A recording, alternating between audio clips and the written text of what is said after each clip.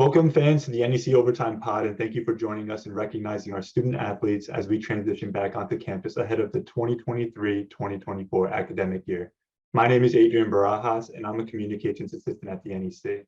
Today, we are pleased to be joined by the NEC SAAC Executive Board. Let's meet the team. Hi, everyone. My name is Ali Meehan, and I am a student athlete at Wagner College. I compete on the women's triathlon team there. I am our NEC SAAC co-chair and our representative for the Northeast Conference to Division I SAAC. Hi, everyone. My name is Riley Johnston. I'm a graduate student at Stonehill College, and I participate on the men's cross-country, indoor and outdoor track teams, and I'm the co-chair for the NEC SAAC. Hey guys, my name's Anna Hyde. I go to Wagner College and I play water polo going into my junior year, and I'm excited to fill the role of initiative coordinator. Hi everyone, my name is Diego Diaz. I go to FDU. I'm on the men's volleyball team and I'm a rising junior, and I will be serving as your social media coordinator for the NEC SAAC. Amazing. And I just want to say this will be the first year that NEC SAAC will have an executive board, and we have put together an amazing team that's going to do a lot for the NEC. And we're super excited. They brought already some great energy into our meetings, and we're looking forward to an awesome year. So we'll go back to Diego. Diego, can you just share a bit about your background and how you got into the sport that you play? So I started playing volleyball. I was 9 years old, and I actually got invited by some of my friends in school to play co-ed because Texas isn't big in boys volleyball. So I decided to join a team that was full of girls, and I fell in love with the sport and eventually moved into club and kind of went from there. And it's just been a sport that has been my sport. I mean, I played baseball, soccer, all that, but this is a sport that I finally found my identity in, and that's how it started. Awesome. Thank you for sharing. Anna, how about yourself? A little bit about your background and how you got into your sport.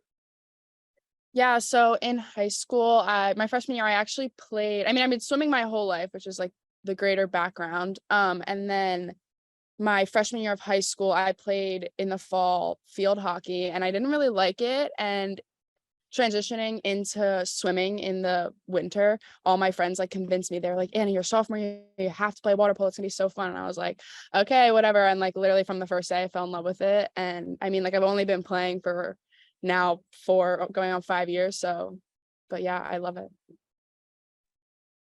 That's amazing. Riley, could you just share a favorite memory, a moment that you've had in your athletic career thus far?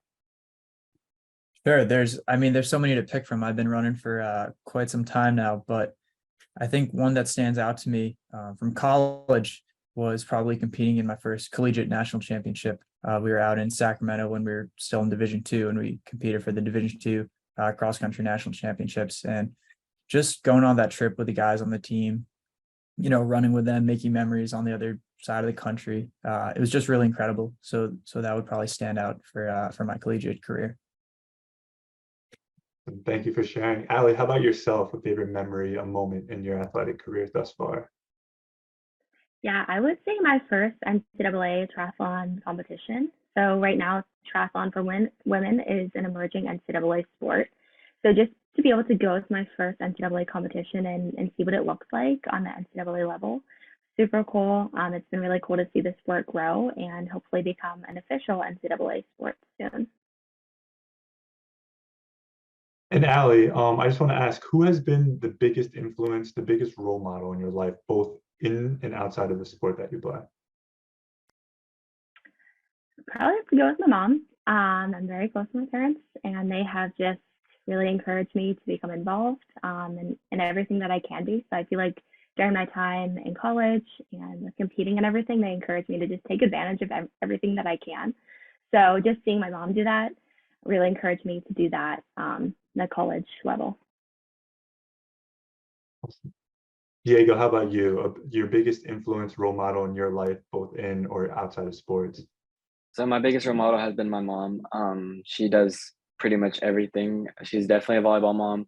No matter what I'm doing, whether it's playing, in college, playing when I was playing club, even now when I'm playing in the summer and just playing pickup, she's there supporting and constantly there. always looking to find me the best training possible, making sure I'm getting what I need and where I want to be. So my parents are my biggest role models and my biggest supporters, and for that, I'm forever grateful for them. Awesome. Riley, how about yourself? Same question. Yeah, so I think my biggest support, my biggest role model is probably going to be my grandfather. When he was around, he was at all my races, all my meets. Just, when I had my good days, my bad days, he was always the guy that I could go to. We could talk about anything. So yeah, he was huge in sort of my formation in the sport. And Anna, I'm not going to leave you out of this question. Who's your biggest role model? I'd also probably have to go with my parents. And I mean, that's like in and outside of sport. They always know how to like push me to work hard, and they're always there for me. And like just seeing how they've worked so hard to provide for my family is like really inspiring. And so, yeah. I think that's so cool that all four of you had a theme of a family member, and a lot of them is a grandparent or your parents. And just to throw it in myself, since everybody got to answer that question, my biggest role model was definitely my mom. She would like get out of work, leave work early just to drive down, and come watch some games in my collegiate career.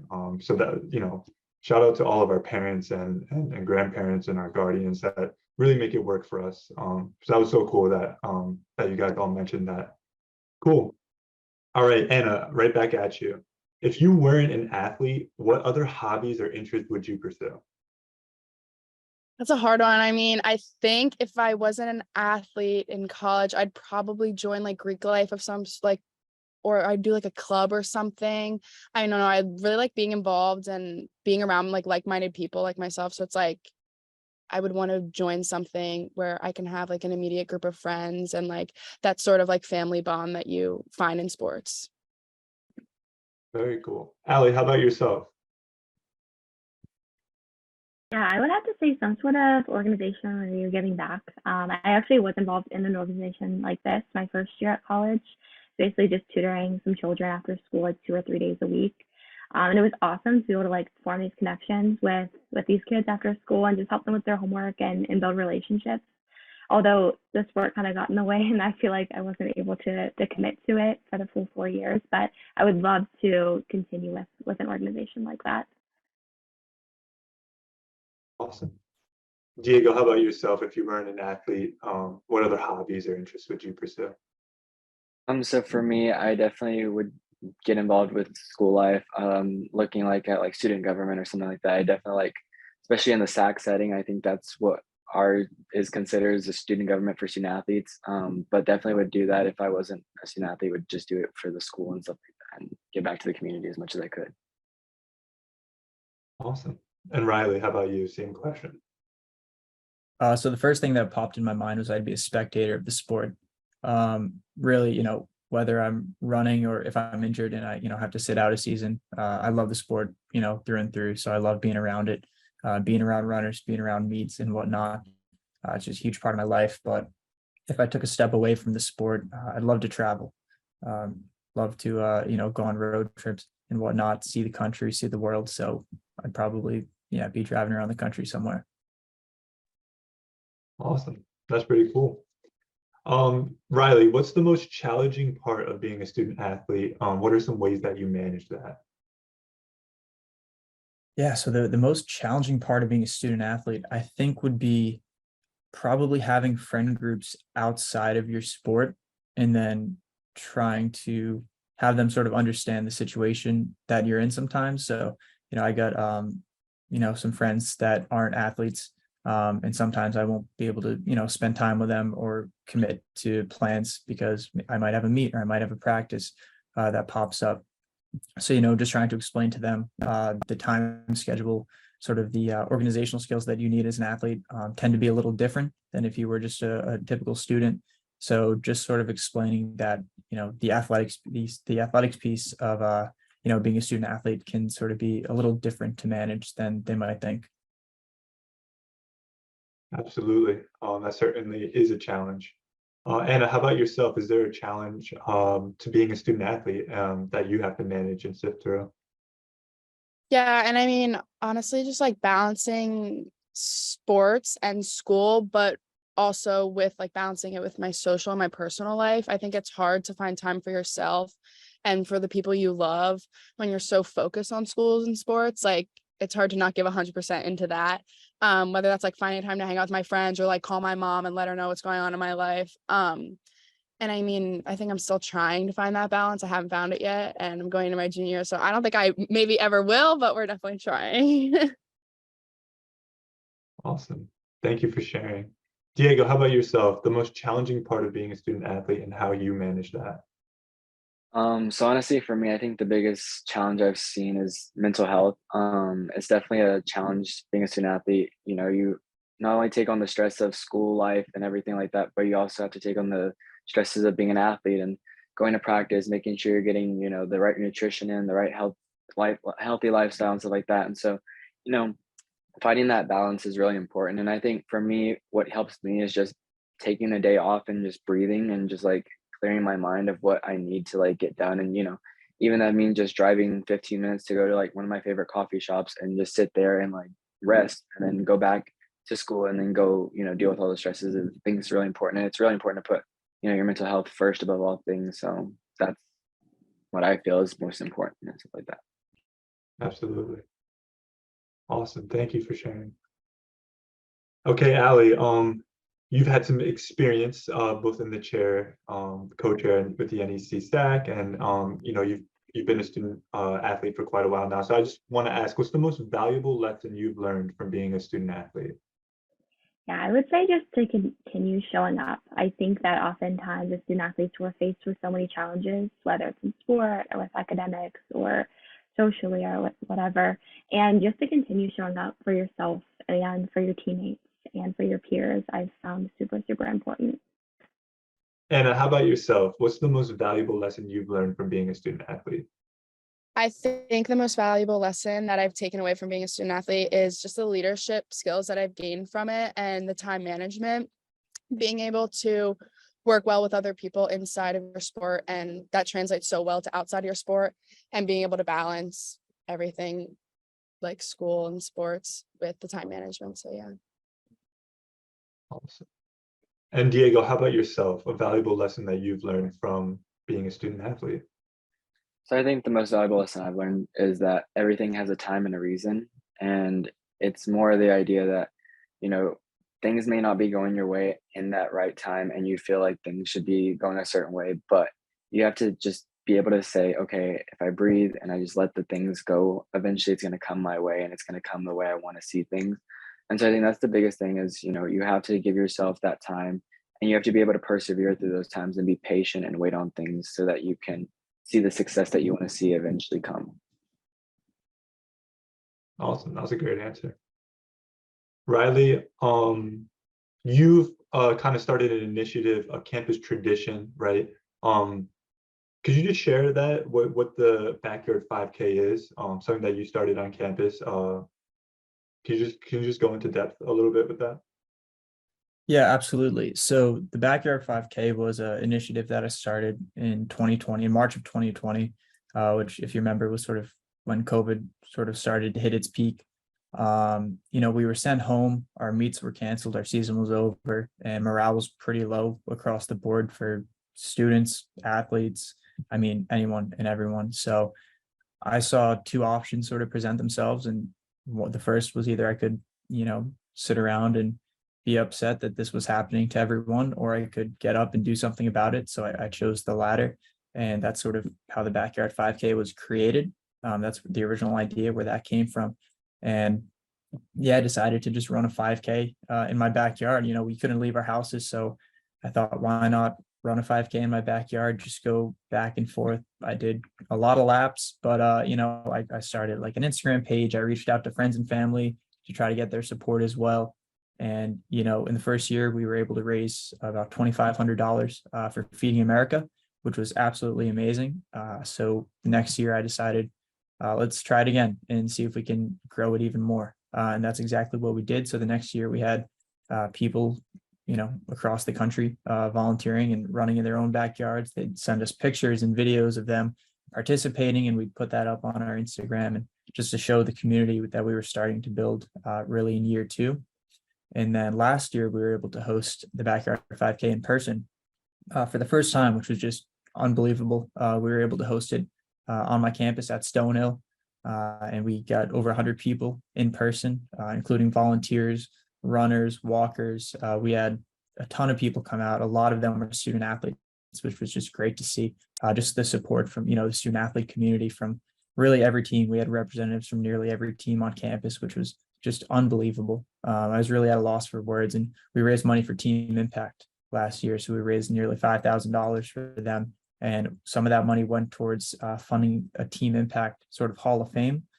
So what we did is we put a wall up in our sports complex, sort of honoring our Team Impact matches and our kids that are part of our team. So it was great. It was the first one that was put up in the United States.